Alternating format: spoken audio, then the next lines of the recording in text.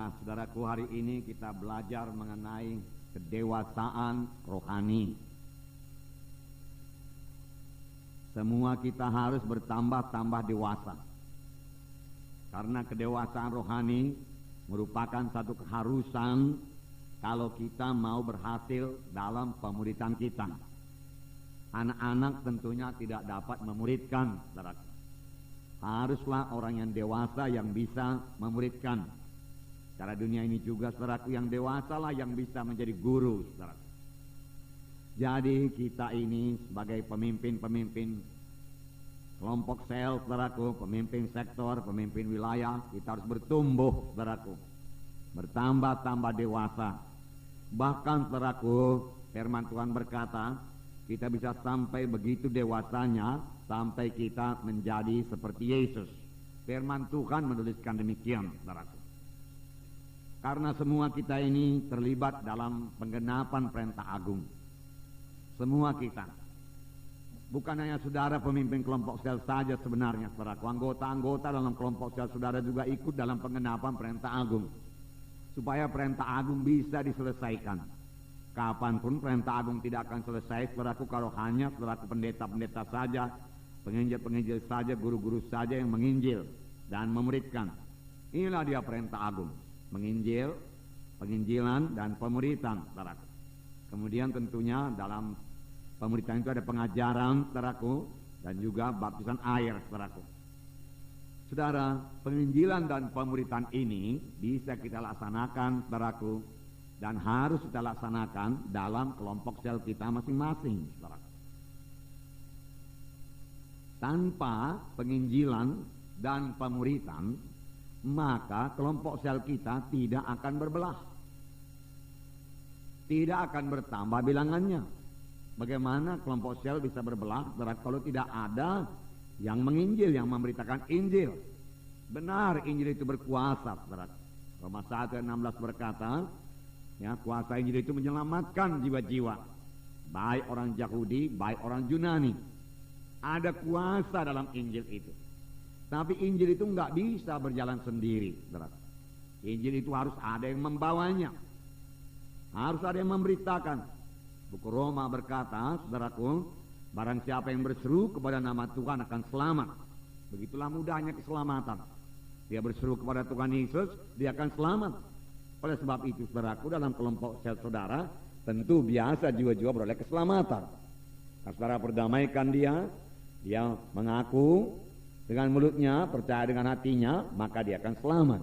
Tapi firman Tuhan juga berkata, bagaimana mereka berseru karena mereka belum percaya. Bagaimana mereka percaya kalau mereka belum mendengar? Bagaimana mereka mendengar kalau tidak ada yang memberitakan? Nah, saudaraku, bagaimana mereka memberitakan kalau tidak ada yang menyuruh? Saudaraku, itu sebabnya, saudaraku, kita ini, saudaraku, disuruh Tuhan, saudaraku, untuk memberitakan Injil Tuhan. Bahwa mereka mendengar Injil Tuhan, kemudian mereka percaya, kemudian mereka berseru kepada Tuhan dan mereka selamat. Mereka lahir baru. Setelah mereka lahir baru, bolehlah kita ajari mereka itu, saudaraku. Mereka mulai mengerti firman Tuhan, mereka mengikuti training. Kemudian kita ajari mereka itu bagaimana berdoa, bagaimana membaca Alkitab. Nah, itu sudah termasuk pemuritan, saudaraku. Pemuritan. Nah, dan ini bisa kita laksanakan. Bisa. Mengapa tidak, saudaraku? Roh Kudus memimpinkan kita. Roh Kudus mengajari kita, saudaraku. Roh Kudus menyanggupkan kita. Roh Kudus sudah diberikan kepada kita. Firman Tuhan berkata, kamu akan beroleh kuasa. Saudara beroleh kuasa. Bukan kuasa manusia. Bukan kuasa dari dunia ini. Kuasa dari sorga. Apabila Roh Kudus turun ke atas kamu.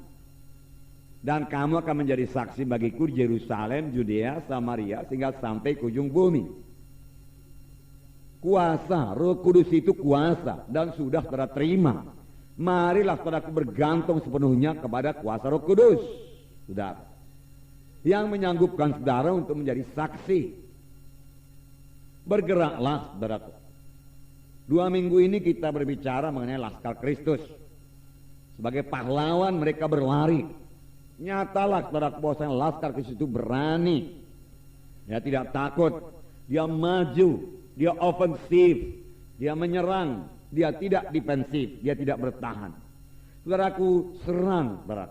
Datangi jiwa-jiwa itu, saudara. Beritakan Injil kepadanya.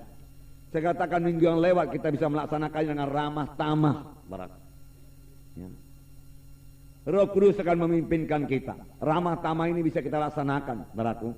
Karena itu buah Roh Kudus, saudaraku. Terlebih kalau kita mengasihi, kita akan ramah tamah. Amin, saudaraku. Ya. Nah, marilah kita muridkan, saudaraku, jiwa-jiwa anak-anak Tuhan di kelompok sel kita. Karena kalau semua anggota kelompok sel saudara anak-anak, bagaimana bisa menginjil? Bagaimana pula bisa memuridkan? Saudara, yang memuridkan ini saudaralah terutama pemimpin KKS. Memuridkan, saudaraku, jiwa-jiwa yang saudara lihat, saudaraku, sudah lebih dewasa daripada yang lain, saudaraku. Muridkan dia. Ya, kalau kita katakan jiwa dewasa lah itu. Silakan muridkan, saudaraku. Kemudian tentunya nanti, saudaraku, jiwa yang dewasa itu memuridkan lagi jiwa lain, saudaraku. Nah, kalau tidak ada jiwa dewasa, saudaraku, ya saudara mulai dari memuridkan jiwa yang anak-anak itu terus bertambah hari bertambah dewasa. Tidak akan lama, saudaraku, kalau saudara ikuti, saudaraku, cara pemuridan yang dipakai oleh Tuhan Yesus, yaitu cara magang, saudaraku. Tuhan Yesus memuridkan murid-muridnya, saudaraku, dalam tempo 3,5 tahun, dan murid-muridnya sungguh sangat teguh, mengerti jalan Tuhan, bisa meneruskan pekerjaan Tuhan, saudaraku, dan bisa memenangkan dunia ini buat Tuhan Yesus, menyampaikan maksud Tuhan betul-betul, saudaraku, dalam tempo 3,5 tahun, saudaraku. Nah, cara apakah yang dipakai Tuhan Yesus, saudaraku? Ya, kalau kita menyebutnya dengan cara magang.